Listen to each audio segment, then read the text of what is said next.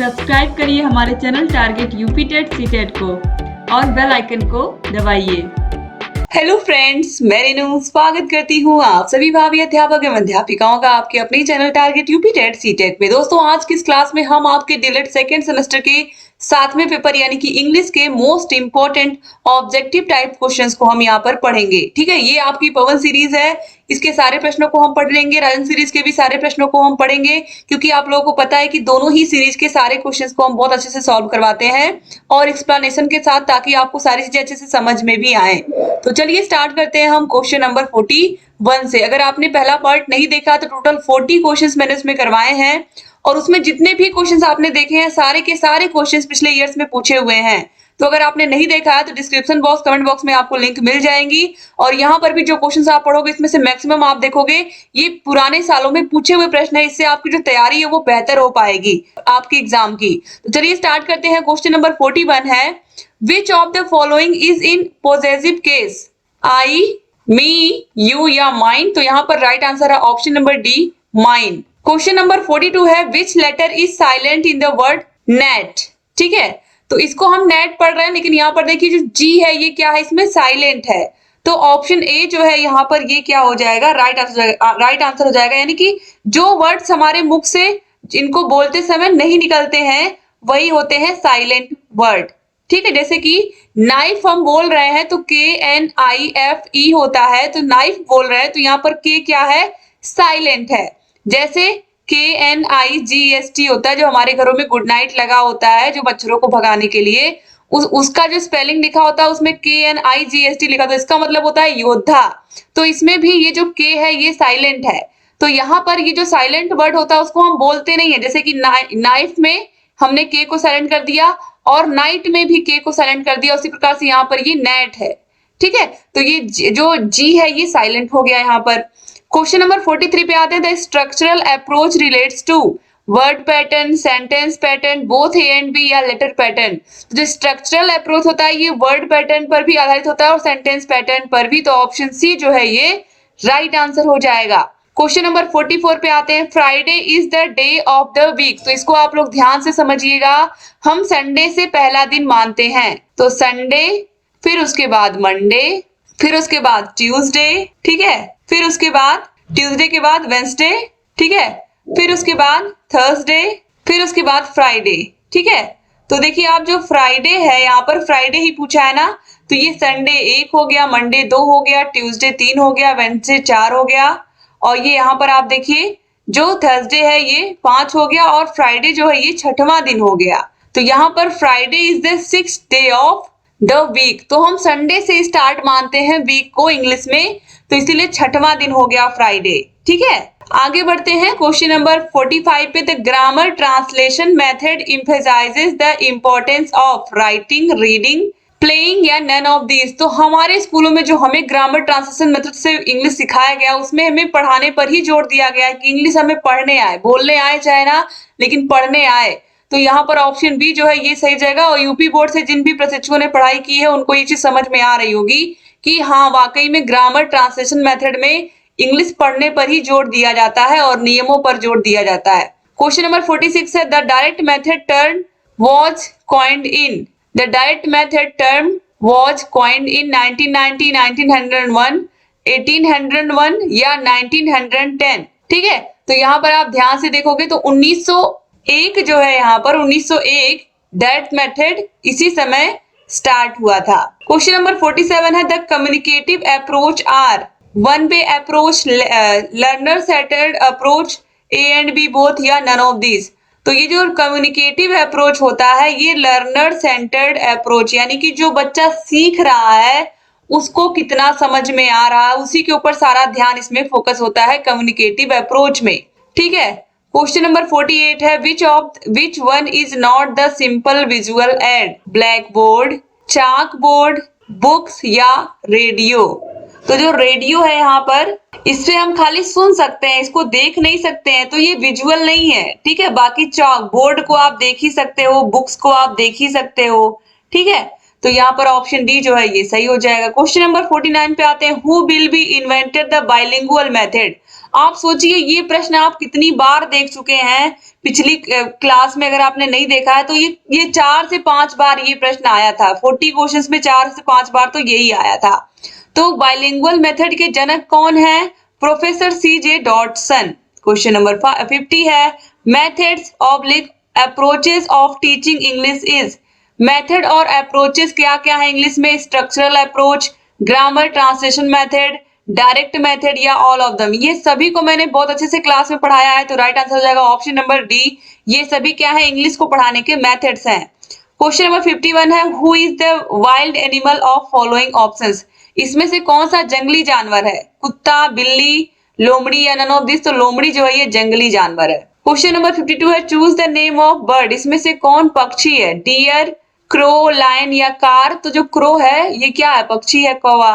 Question number 53 है, choose the name of the plant in following options. इसमें से कौन सा प्लांट है? टर्निप, लिली, सेंडो या फिर नन ऑफ दिस। तो सेंडो जो है यहाँ पर ये क्या है? ये प्लांट है। क्वेश्चन नंबर 54 पे आते हैं, right the number 93 in words. तो 93 को हमें शब्दों में लिखना है, तो NINETY 93। तो ये ऑप्शन बी जो है यहाँ पर ये बिल्कुल सही लिखा हुआ है। क्वेश्चन नंबर 55 पे आते हैं, a thing of beauty and Joy forever, who is say about poem. A thing of beauty and Joy forever, ये जो है ये किसके बारे में? इस who is say about poem. ठीक है, तो यहाँ पर देखिए ये पोएम के बारे में कौन बता रहा है? Max Muller, William Shakespeare, PB Shelley या जॉन किट्स। तो ये किसने लिखा है? जॉन किट्स ने। क्वेश्चन नंबर 56 पे आते हैं, एम ऑफ पोएट्री इज। जो कविताएं बच्चों को हम पढ़ाते हैं उनको पढ़ाने का क्या उद्देश्य है? To train the emotion, to develop aesthetic sense, to understand life better या ऑल ऑफ दिस। तो बच्चों को हम इमोशंस के बारे में भी सिखाते हैं, हमारे अंदर संवेदनाएं होनी चाहिए लोगों के प्रति, अपने प्रति। ठीक है, और बच्चों के अंदर एक सोच डेवलप करना, उनको जीवन के बारे में और चीजें बताना, ये सारी चीजें पोएट्री में आती हैं। तो ऑप्शन डी जो है ये बिल्कुल राइट आंसर हो जाएगा। क्वेश्चन नंबर 57 पे आते हैं, fourth day of week is. चौथा दिन क्या होता है? चौथा दिन क्या होता है किसी वीक का? तो Sunday, Monday, Tuesday, Wednesday, Thursday. तो ये वेंसडे होता है, तो ऑप्शन ए जो है वेडनेसडे ये राइट आंसर हो जाएगा। क्वेश्चन नंबर 58 पे आते हैं, conversation is a dialogue between dash person. तो कन्वर्सेशन दो व्यक्तियों का होना, कम से कम बातचीत करने के लिए कम से कम दो लोग तो होने ही चाहिए। तो बिटवीन टू पर्सन जो है ऑप्शन बी ये राइट आंसर हो जाएगा। आगे बढ़ते हैं दोस्तों क्वेश्चन नंबर 59 पर, in the alphabetic order M means bat, car, monkey या आइसक्रीम। तो M for monkey, B for bat, C for car, I for ice cream. आगे बढ़ते हैं क्वेश्चन नंबर 60 पर, what is the nick name of structural approach. Structural approach का nick name क्या है? Written approach, oral approach, rhyming approach या none of these. तो right answer यहाँ पर हो जाएगा ओरल अप्रोच। ऑप्शन बी जो है ये राइट आंसर हो जाएगा। आगे बढ़ते हैं क्वेश्चन नंबर 61 पर, how many vowels in A to Z। तो जो इंग्लिश अल्फाबेट होता है A to Z तक 26 अक्षर होते हैं, इसमें 5 होते हैं स्वर। कौन कौन से? A, E, I, O, U। तो 5 होते हैं, तो ऑप्शन सी जो है ये राइट आंसर हो जाएगा। क्वेश्चन नंबर 62 है, how many consonants in A to Z। तो 26 अक्षर में से अगर 5 अक्षर को घटा देंगे हम तो कितने आ जाएंगे? 21। तो 21 होते हैं व्यंजन। ऑप्शन सी जो है ये राइट आंसर हो जाएगा। Question number 63, how many kinds of degree. तो आप सभी को पता है, तो पॉजिटिव डिग्री, कंपैरेटिव डिग्री और सुपरलेटिव डिग्री, यही 3 डिग्री होती हैं। तो ऑप्शन ए जो है ये बिल्कुल सही हो जाएगा। क्वेश्चन नंबर 64 है, how many kinds of sentence. तो जो सेंटेंस होते हैं टोटल 5 टाइप्स होते हैं सेंटेंसेस के। तो यहाँ पर आप देखिए, तो इसमें दोस्तों हो जाता है पहला आपका असर्टिव सेंटेंस, जिसमें आपका पॉजिटिव और नेगेटिव सेंटेंस होते हैं अलग अलग, फिर इंपरेटिव सेंटेंस, फिर इंट्रोगेटिव सेंटेंस, फिर ऑप्टेटिव सेंटेंस और लास्ट में आता है एक्सक्लामेटरी सेंटेंस। ठीक है, तो यहाँ पर आप देखिए ऑप्शन में कहीं भी यहाँ पर आप देखिए दिया ही नहीं हुआ है, 5 नहीं दिया हुआ है, कहीं कहीं 4 भी मानते हैं, कहीं कहीं 4 सेंटेंस ही केवल माना जाता है सेंटेंस के प्रकारों में। तो 4 में सबसे पहले आता है डिक्लेरेटिव सेंटेंस, फिर आता है इंट्रोगेटिव सेंटेंस, फिर आता है एक्सक्लेमेटरी सेंटेंस और लास्ट में आता है इंपरेटिव सेंटेंस। ठीक है, तो अगर हम 4 को लेंगे तो यहाँ पर ऑप्शन सी जो है ये सही हो जाएगा। आगे बढ़ते हैं क्वेश्चन नंबर 65 पे, how many articles in grammar. तो ए, एन और द, यही 3 आर्टिकल होते हैं। तो ऑप्शन नंबर बी जो है 3 ये राइट आंसर हो जाएगा। क्वेश्चन नंबर 66 पे आते हैं, how many kinds of noun. तो नाउन कितने प्रकार के होते हैं? 5 प्रकार के होते हैं। तो common noun, proper noun, abstract noun, material noun और कलेक्टिव नाउन। एक बार फिर से मैं बताती हूँ आपको, proper noun, common noun, collective noun, material noun और एब्स्ट्रैक्ट नाउन, यही 5 प्रकार के होते हैं। क्वेश्चन नंबर 67 पे आते हैं, how many kinds of gender. Gender कितने प्रकार का होता है? तो जो जेंडर होता है ये यानी कि जो लिंग होता है मुख्य रूप से इंग्लिश में 4 माने गए हैं, फेमिनिन, मैस्कुलिन, न्यूटर और कॉमन जेंडर। तो देखिए जो मैस्कुलिन होता है, मैस्कुलिन यानी कि जिस शब्द से पुरुष जाति का बोध होता है उसे हम मैस्कुलिन जेंडर कहते हैं, जैसे कि बॉय हुआ, लॉयन हुआ, बॉय, ब्रदर, एक्टर, हीरो, ये सब हुआ। ठीक है, और फेमिनिन जेंडर जिससे स्त्री जाति का बोध होता है, जैसे कि स्त्री जाति में गर्ल्स, ठीक है, सिस्टर, एक्ट्रेस, हीरोइन, ये सब। और कॉमन जेंडर में जिसमें पुरुष और स्त्री दोनों का बोध होता है उसे हम कॉमन जेंडर कहते हैं दोस्तों, जैसे स्टूडेंट, डॉक्टर, फ्रेंड, पेरेंट। इसमें ये नहीं पता कौन मेल है कौन फीमेल है। और न्यूट्रल जेंडर लास्ट में, तो इसमें निर्जीव पदार्थ आते हैं, जैसे कि फैन हुआ, चेयर हुआ, बैग हुआ, बॉल हुआ, बुक हुआ, पेन हुआ, गार्डन हुआ, लकड़ी, ये सब क्या है? ये सब न्यूट्रल जेंडर है। तो यहाँ पर आप देखिए किसी में भी नहीं, ऑप्शन में दिया ही नहीं हुआ, तो 4 प्रकार के होते हैं, याद रखिएगा। क्वेश्चन नंबर 68 पे आते हैं, which letter is silent in the word sandwich. तो आप सैंडविच नहीं बोलते हो, सैंडविच बोलते हो, तो ये जो डी वर्ड है ये साइलेंट है, ऑप्शन सी जो है ये सही हो जाएगा। क्वेश्चन नंबर 69 है, which letter is silent in the word psychotherapy. Psychotherapy में आप देखिए जो पी वर्ड है ये क्या है? साइलेंट है। क्वेश्चन नंबर 70 है, which letter is silent in the word guide. तो गाइड आप देखोगे यू जो है ये साइलेंट है, इसमें ऑप्शन ए सही हो जाएगा।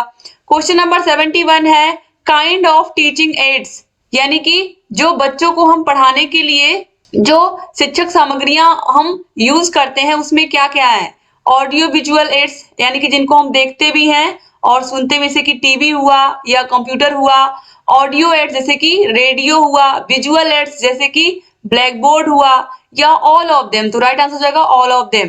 क्वेश्चन नंबर 72 है, am the teaching grammar is. Grammar को पढ़ाने का उद्देश्य क्या है? बच्चों को व्याकरण क्यों पढ़ाई जाती है? To develop understanding for language, to develop scientific attitude, to assimilate correct pattern of language, या ऑल ऑफ दिस। तो ये सभी चीजें बच्चों के अंदर डेवलप हो, बच्चा भाषा को अच्छे से सीखे, बच्चा भाषा में क्या क्या चीजें यूज हुई हैं उनके बारे में जाने। ठीक है, तो ये राइट आंसर हो जाएगा option number D. Question number 73 है, good lesson plan describe the. एक अच्छा पाठ योजना क्या बताता है? List of primary teaching point, note on students activity, pro forma for teaching schedule, या ऑल ऑफ दीज। तो दोस्तों यहाँ पर राइट आंसर हो जाएगा option number D, all of these. ठीक है, तो इस तरीके से यहाँ पर आप लोगों ने टोटल जितने भी क्वेश्चन थे आपके बहुविकल्पी आपके पवन सीरीज के आपने पढ़ करके इसको खत्म कर दिया। तो अगर आपको सारे के सारे आपके 7 विषयों के, आपके सेकेंड सेमेस्टर के 7 विषयों के हाथों से लिखे हुए नोट्स चाहिए, हर विषय के सारे विषयों की क्लासेस, सारे विषयों की मास्टर क्लासेस, सारे विषयों के चैप्टर वाइज टेस्ट, सारे विषयों के प्रीवियस ईयर क्वेश्चन पेपर्स, सारे विषयों के राजन सीरीज, पवन सीरीज की पूरी ये जो आप देख रहे हो ये पूरी पीडीएफ हम देते हैं। तो अलग से बाजार से इसको खरीदने की जरूरत नहीं पड़ती है। और अगर आप हमारे app target UP TET CTET app से पढ़ते हैं तो कोई ऐड, कोई प्रचार वहां पर नहीं आता है।